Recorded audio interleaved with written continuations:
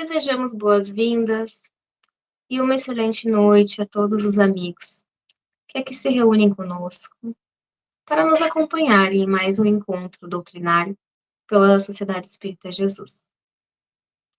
Que possamos alcançar uma conversação proveitosa, esclarecedora, solícitos do amparo e da proteção de Jesus, nosso Mestre, dos amigos espirituais que nos acompanham.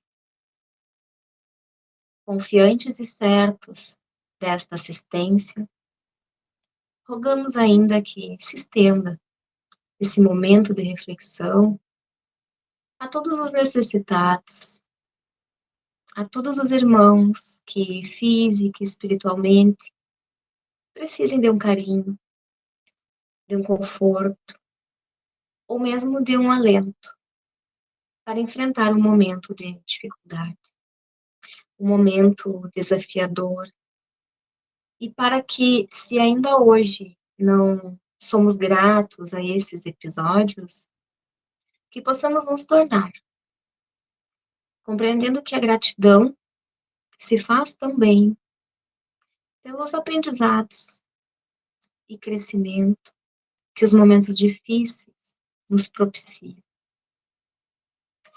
Que esta assistência recebida nos conduza para que alcancemos a caridade em sua totalidade, colocando em prática os ensinamentos que Jesus nos presenteou em sua encarnação missionária.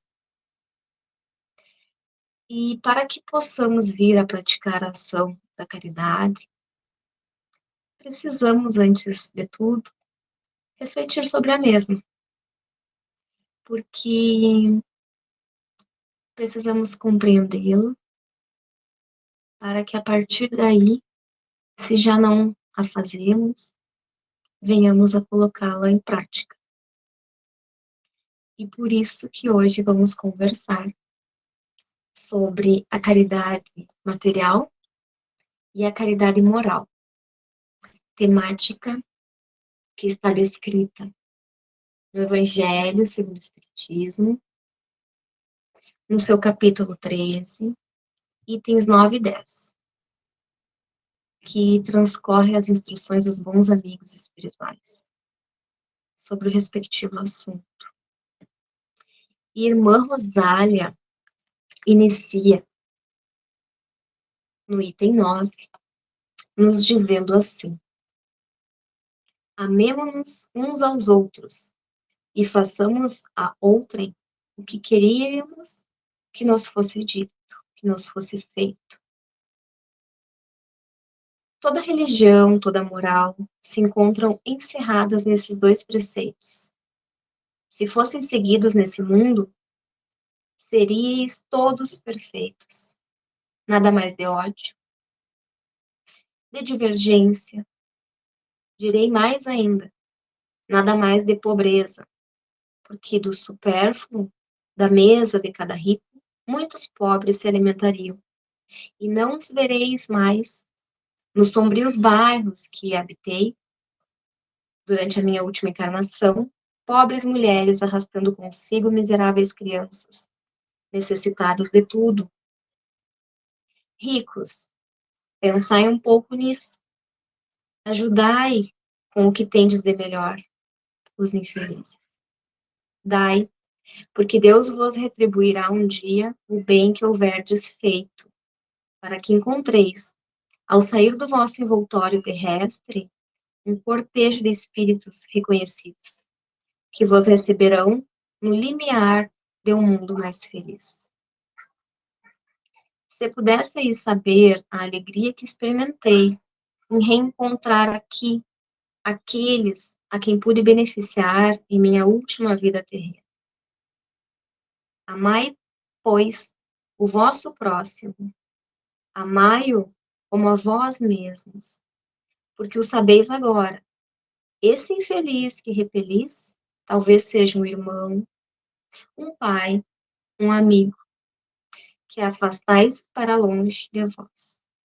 E então, qual será o vosso desespero em o reconhecendo no mundo dos espíritos?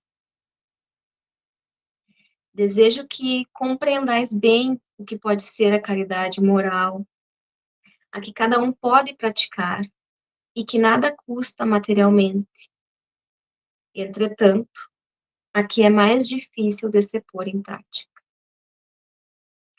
A caridade moral consiste em suportar uns aos outros.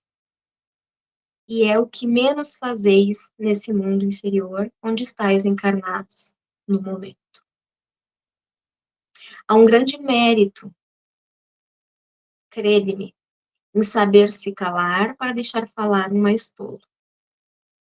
E ainda aí está um gênero de caridade. Saber ser surdo quando uma palavra de zombaria escapa de uma boca habituada a escarnecer.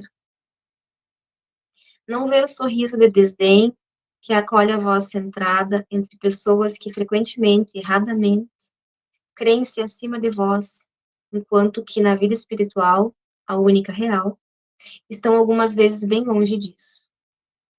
Eis um mérito, não de humildade, mas de caridade, porque não anotar os erros de outrem é caridade moral. Entretanto, essa caridade não deve impedir a outra, mas pensai sobretudo em não menosprezar o vosso semelhante. Lembrai-vos de tudo o que vos tenho dito. É preciso lembrar, sem cessar, que no pobre rejeitado, talvez repilais um espírito que vos foi caro, e que se encontra momentaneamente em posição inferior à vossa. Eu revi um dos pobres da vossa terra que pude, por felicidade, beneficiar algumas vezes, e a quem me cabe agora implorar por minha vez. Recordai-vos de que Jesus disse que somos irmãos e pensai sempre nisso, antes de repelir o leproso ou o mendigo. Adeus, pensai naqueles que sofrem e orai. Divaldo Franco nos auxilia a entender que a caridade no espiritismo não é o ato tradicional da esmola ou aquele sentimento de dar as coisas, mas esclarece que quando damos um copo de água ao sedento, uma fatia de pão ao aflito, um medicamento, um agasalho, estamos realizando a solidariedade, a manifestação nobre do humanitarismo, que nós vamos compreender como sendo a caridade moral, material. No entanto, a proposta da doutrina espírita vai mais além. A grande caridade é esse sentimento de amor que se mostra nas mais notáveis renúncias e abnegação, chegando muitas vezes às raias do sacrifício. Então, a caridade é o amor no seu estado mais elevado. E a questão 886, no Livro dos Espíritos, diz assim: qual é o verdadeiro sentido da palavra caridade? Como a entendia Jesus?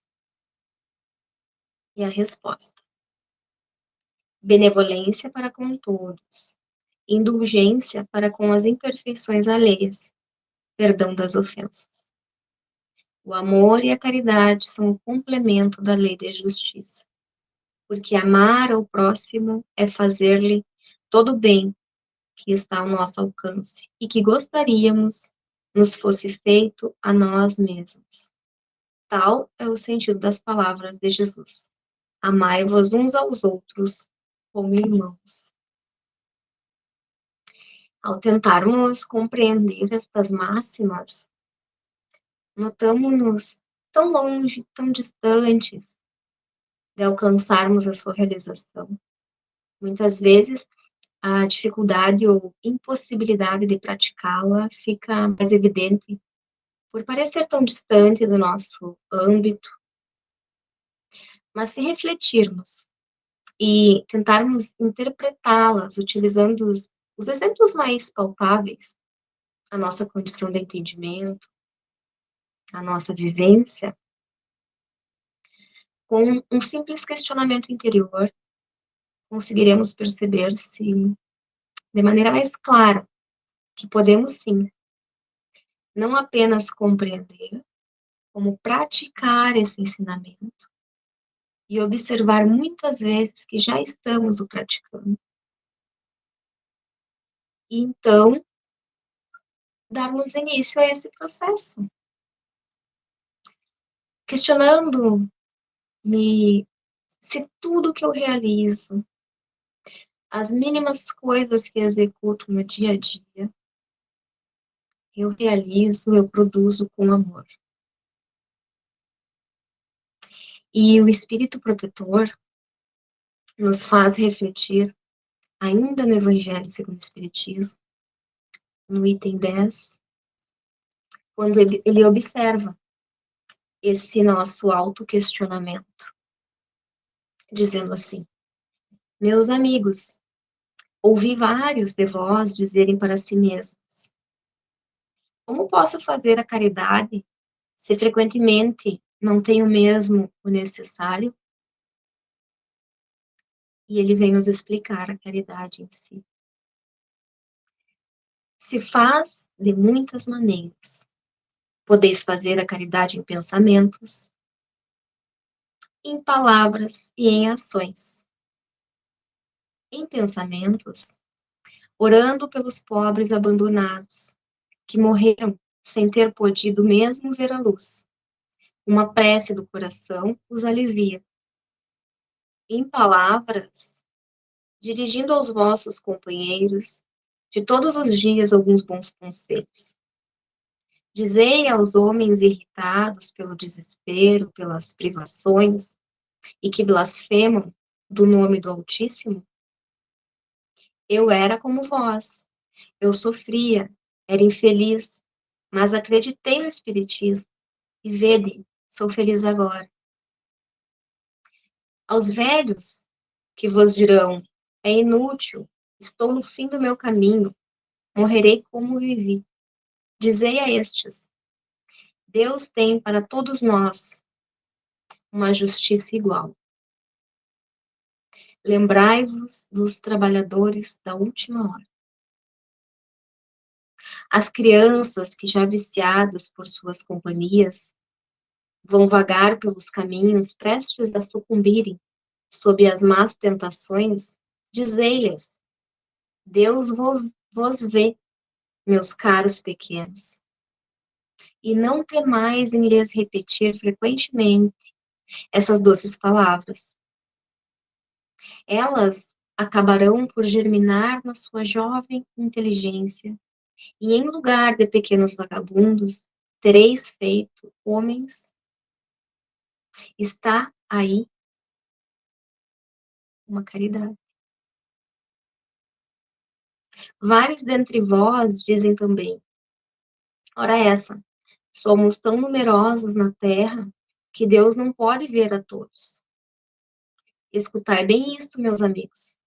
Quando estais sobre o cume de uma montanha, vosso olhar não abarca milhões, bilhões de grãos de areia que cobrem esta montanha? Pois bem, Deus vos vê da mesma forma. Ele vos deixa o livre-arbítrio. Como deixais esses grãos de areia irem ao capricho do vento que os dispersa? Somente que Deus, em sua misericórdia infinita, colocou no fundo do vosso coração uma sentinela vigilante, que vos chama, que se chama consciência. Escutai-a, ela não vos dará senão bons conselhos. Às vezes, vós a entorpeceis, opondo-lhe o espírito do mal. Ela se cala então. Mas estejais seguro de que a pobre abandonada se fará ouvir logo que lhe tiverdes deixado perceber a sombra do remorso. Escutai-a, interrogai-a. e frequentemente consolar-vos-eis com o conselho que dela tiverdes recebido. Meus amigos, a cada regimento novo, o general fornece uma bandeira. Eu vos dou esta máxima do Cristo: amai-vos uns aos outros. Praticai esta máxima. Reuni-vos todos ao redor deste estandarte, e dele recebereis a felicidade e a consolação. Ao iniciarmos o dia, logo que acordamos, eu acordo com amor? Qual o sentimento que eu produzo ao abrir os olhos no novo dia que se inicia? Agradecemos a nova oportunidade de mudança, de trabalho, ou de estar próximo dos que amamos. Ou despertamos mal-humorados, reclamando dos compromissos assumidos, alegando cansaço. Iniciemos o dia com amor, agradecendo a oportunidade do novo dia.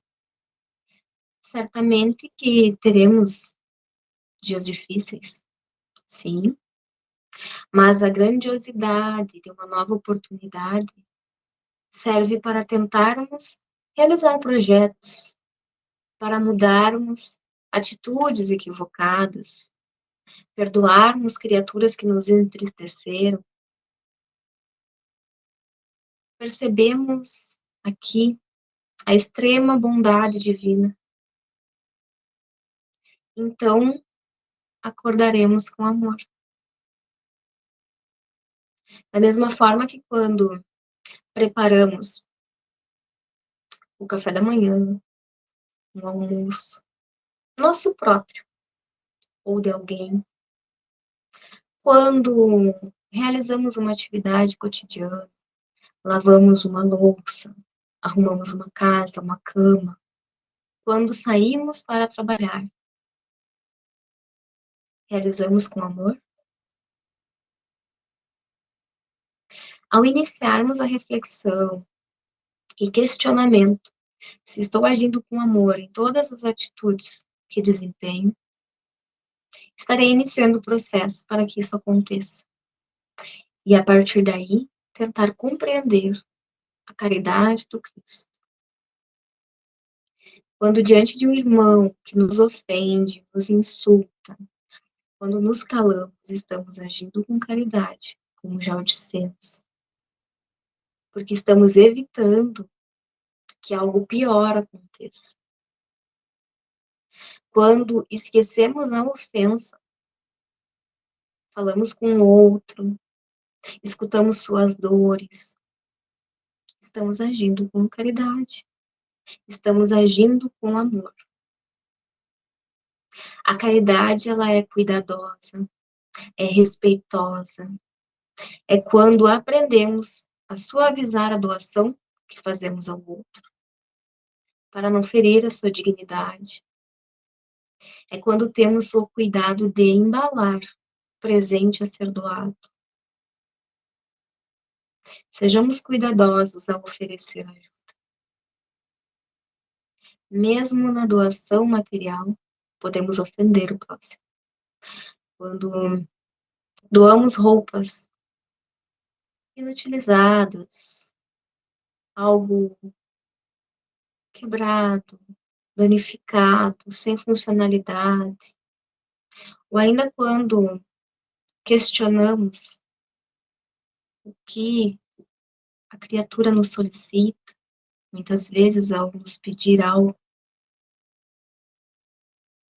pensemos por um minutinho. Eu gostaria de receber algo sem utilidade, algo danificado. Como com os meus filhos eu acho, com os meus sobrinhos, eu os presenteio com algo de qualidade? Eu gostaria de receber esse tratamento? que eu realizo? Podemos iniciar a mudança pela caridade material, sem cobranças, sem joguetes, sem ameaças, sem questionar o que foi feito daquele presente que ofertamos ao nosso próximo. Doemos com amor e não apenas superficialmente. Quando tivermos vencido esse processo de doar o material com amor, sairemos deste degrau inicial. E mais acessível será avançarmos para a prática da verdadeira caridade. Nos doemos em sentimento às pessoas, sem esperarmos algo em troca. Caridade desinteressada. Divaldo ainda nos auxilia, elencando a caridade como a máxima colocada na doutrina espírita, como fonte inspiradora para que realizemos nossa grande viagem interior de transformação moral. A cada momento, sempre um passo além, em relação àquele que nos encontrávamos. Essa caridade que fazemos ao nosso próximo também tem necessidade de ser aplicada a nós mesmos. Quando convidados pela psicologia profunda da autorrenovação, tivermos a coragem de mergulhar nos pantanais da alma para drenar toda a massa fétida e pestífera que fomos agasalhando através do processo das sucessivas reencarnações. E nesse capítulo, procedermos ao auto-perdão, compreendendo que somos criaturas humanas, ainda vinculados mais aos instintos defensivos, agressivos, do que aos sentimentos sublimes da razão, da abnegação, do sacrifício e da renúncia. O auto-perdão também como sendo caridade. Caridade para consigo mesmo. Jesus é o exemplo máximo de caridade, porque ele se deu a si próprio no espetáculo sublime do amor.